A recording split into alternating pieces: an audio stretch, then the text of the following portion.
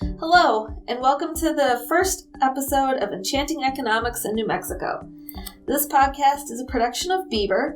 We are the recognized expert in socioeconomic data for the state of New Mexico. I'm your host today, Rayanne McKernan, and we're going to talk about the census. Here with me is Suzan Reagan, the director of our data bank. All right, so Suzan, you are the manager of Bieber's data bank. Tell us a little bit about the data bank. What is it that you do? The data bank is part of UNM Bureau of Business and Economic Research, and we provide data, we curate data both for our researchers here, but also for the public. We're a member of the U.S. Census Bureau State Data Center program, where we've been a member with that program since like 1978, and we help people in New Mexico access and train them on census data and how to use that data in their grants or in a report. Sometimes I work with researchers and they need to know what those margins of error are when they see data that comes in from the Census Bureau with that. So that's a big focus of what we do here at the data bank. So, who would your primary clients be? Like, who would contact you to use census data? So we work with a wide variety of people. I work with, students. Sometimes students come in and they have research projects that they're doing. I also work with some of the researchers here at UNM, not only at Bieber, but on North Campus with health services. Oftentimes they need to look at social characteristics of the population to do their work. But I also work with state government and local governments. Oftentimes, I also work with federal government. The USDA does grants for small communities to help them with water systems or buying new fire trucks for small communities. And oftentimes what they need is median household income or the number of people in poverty in those areas, their services that they are trying to identify the populations that they're going to provide those services for. So I work with a wide variety of people. Okay, cool. And what's going on with the census right now? Oh, this month is like the big month for the U.S. Census Bureau. This month, all the housing units in the U.S. will receive a postcard asking for everybody to log on, and that postcard will come with an ID on it, and to fill out your census form online. And you might ask, well, what if I lose my postcard? Well, I'm going to tell you it doesn't matter. You could still log online and fill out your census. Just provide the address of the house where you live, and that'll be just as good. You might also say, I don't feel comfortable actually submitting my information over the internet. Well, you don't have to do it over the internet. The Census Bureau would like you to do it over the internet because it's cheaper for them and it's more cost effective for them. But if you're not comfortable, you actually also have the choice to call in. So you can use your phone and call in and answer it. You also have the opportunity, if you phone in, for something like 50 different languages, which is cool. And ultimately, if you don't feel comfortable phoning in, you could also wait for the paper mail and mail in your form. So you have those three options: online, over the phone, or by mail. And yesterday you participated in a press conference here at UNM with the Nancy Lopez from the race department, and Robert Radigan was there as well. I think I heard Nancy mention that you could fill it out in person at the block party on April 1st. Is that true? It is. So UNM is planning, and you're going to see this, a lot of complete count committees have formed across the state, but UNM has formed its own complete count committee. And we're working with the statewide complete count committee. Yesterday's activities to do like a little news release to let people know that, this is the month, your census form is coming, or the notification to participate is coming. And the website will be open March 12th. And in conjunction with that, UNM Complete Count Committee decided we'd also do a block party on April 1st, Census Day, which is the official day that you're supposed to fill out your form where you regularly live on April 1st, 2020. And so that's why we're going to do the Census Day Block Party. And if people haven't filled out their census form by that point, we're going to have some computers there and have the ability so that people could do their census right there. And, there may be students here who are so busy that they don't know about it, and it might be the time that they fill out their census form. But also, I'd let everybody know that we should be seeing lots of sorts of activities like this across the state. Awesome. What else does the New Mexico public need to know about the census? So I think a very important thing that a lot of our population needs to know is that question on citizenship is not on the form. The form is 9 questions long and takes about 10 minutes to fill out. But there won't be that citizenship question. And I think that's an important thing. If people were fearful or didn't want to answer their census form because of that, they need to know that it's not there.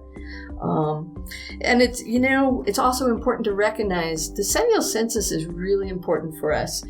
The U.S. Census Bureau is the only agency in the United States that is written into the U.S. Constitution because it is so important to have a correct count of our population for redistricting. So really, the decennial census determines your representation in Congress, and it's just vital that people fill out their census form for their voting rights. But also, something people don't know is that it also determines your boundaries for your voting districts, and it also determines your school district boundaries. So it's an important thing to fill out.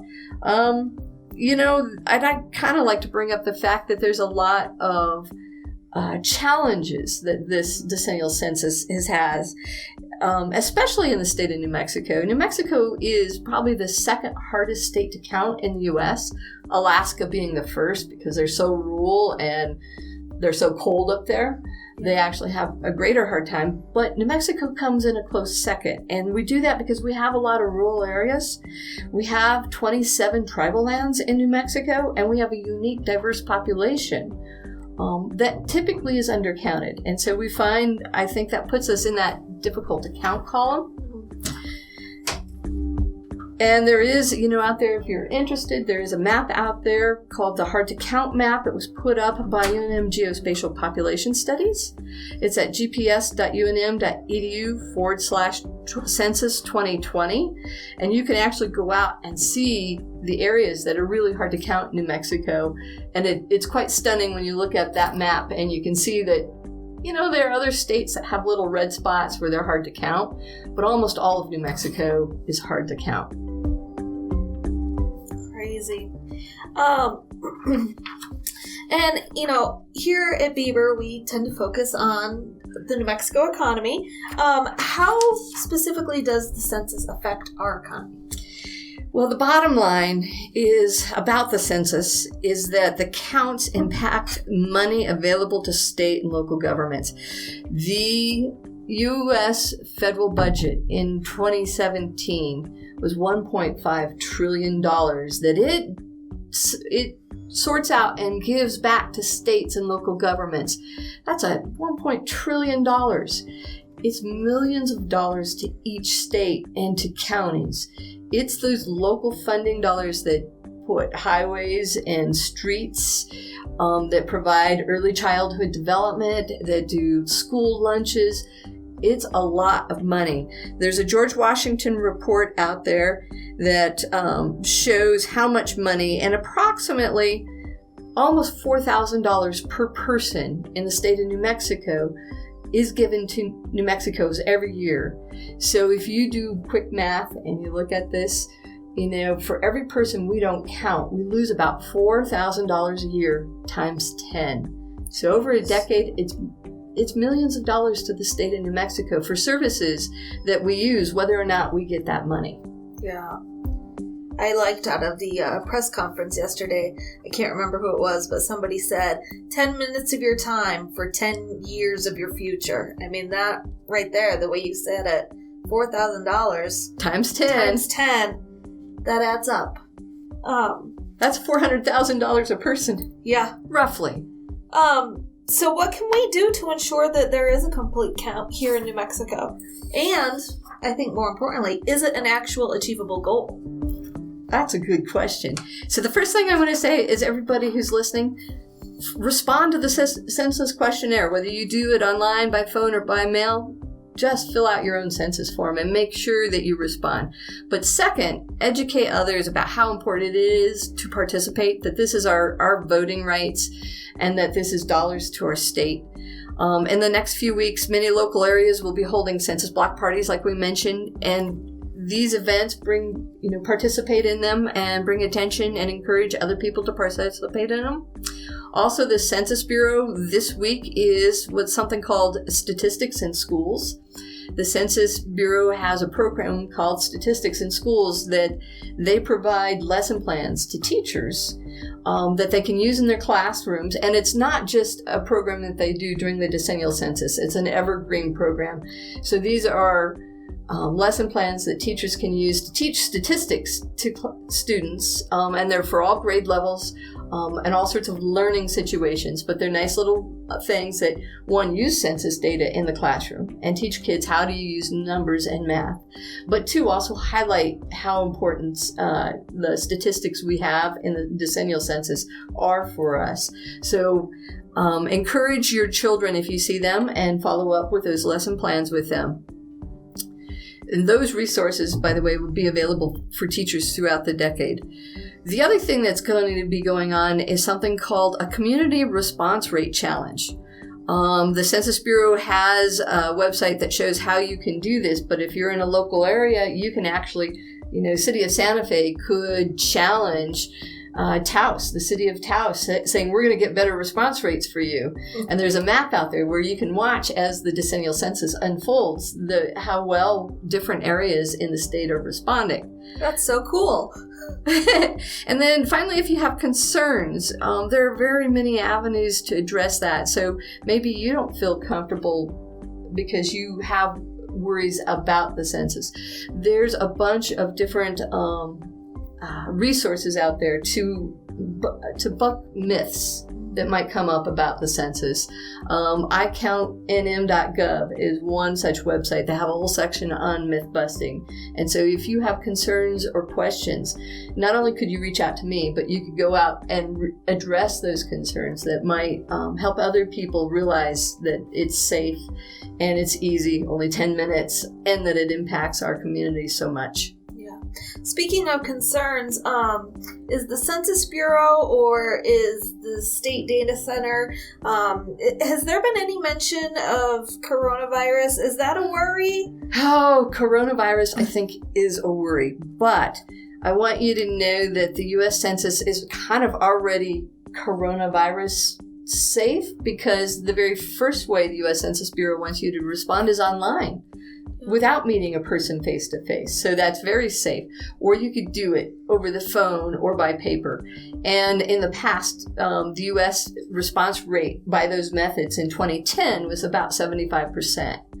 So most people, there's no worry with the coronavirus because it's not face-to-face. And in fact, if you respond that way, you have no coronavirus warning. The non-response follow-up will start in the middle of April. There will be 5 different mailings, up to 5 different mailings for every household that does not respond. Between April 8th and the end of April, the additional mailing forms will go to the houses. In May is when enumerators or the census takers will actually start knocking on doors of non-responding houses. And hopefully at that point, the CDC, they're going to follow the guidelines that the CDC has laid out about how they can do that. So is our local census still hiring enumerators to go out online, or are all those positions full? In fact, there are still openings available for people who want to take up those jobs. I know that in certain areas in the state, it's a part-time job, and the wage rates are about $19 an hour. So a part-time job for 19 hours is pretty good. And I was just thinking about this, and there are some rural areas that are still looking and still hiring for census takers.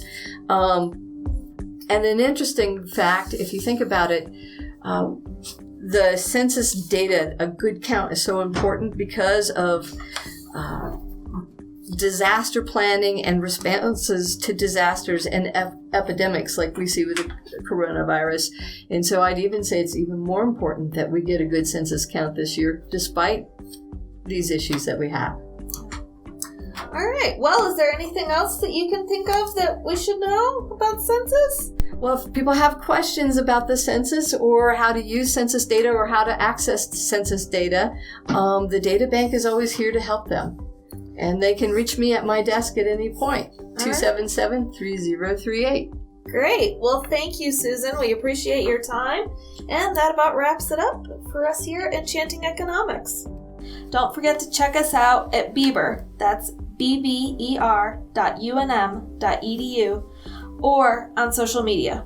We're on Twitter, Facebook, Instagram, and LinkedIn under @UNMBieber. Thanks for listening, all, and remember, all calculations based on experience elsewhere fail in New Mexico, according to one of our first governors, Lew Wallace.